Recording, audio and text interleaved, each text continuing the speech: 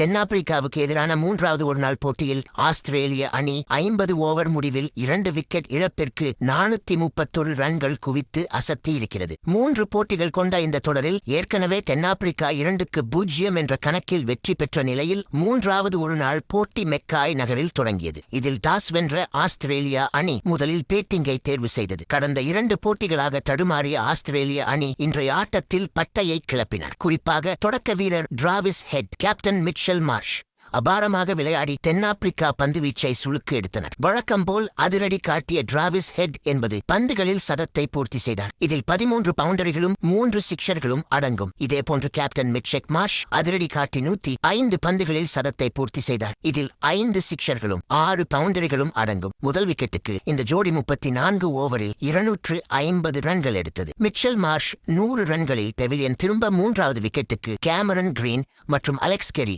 ஆகியோர் விளையாடினர். கேமரான் கிரீன் கடந்த சில போட்டிகளாக தடுமாறிய நிலையில் இன்று முதல் பந்திலிருந்தே அடித்து ஆட முயற்சி செய்த கேமரான் கிரீனை ஒரு கட்டத்துக்கு மேல் கட்டுப்படுத்தவே முடியவில்லை. சிக்ஸர் பவுண்டரிகளை பறக்கவிட்ட அவர் 47 பந்துகளில் சதத்தை பூர்த்தி செய்தார். இதன் மூலம் ஆஸ்திரேலிய கிரிக்கெட் வரலாற்றில் அதிவேகமாக சதமடித்த 2வது வீரர் என்ற பெருமையை அவர் பெற்றார். தொடர்ந்து அதிரடி காட்டிய அவர் 55 பந்துகளை எதிர்கொண்டு கடைசி வரை ஆட்டமிழக்காமல் 117 ரன்கள் எடுத்தார். இதேபோன்று அலெக்ஸ் கெரி 37 பந்துகளில் அரை சதமடித்தார்.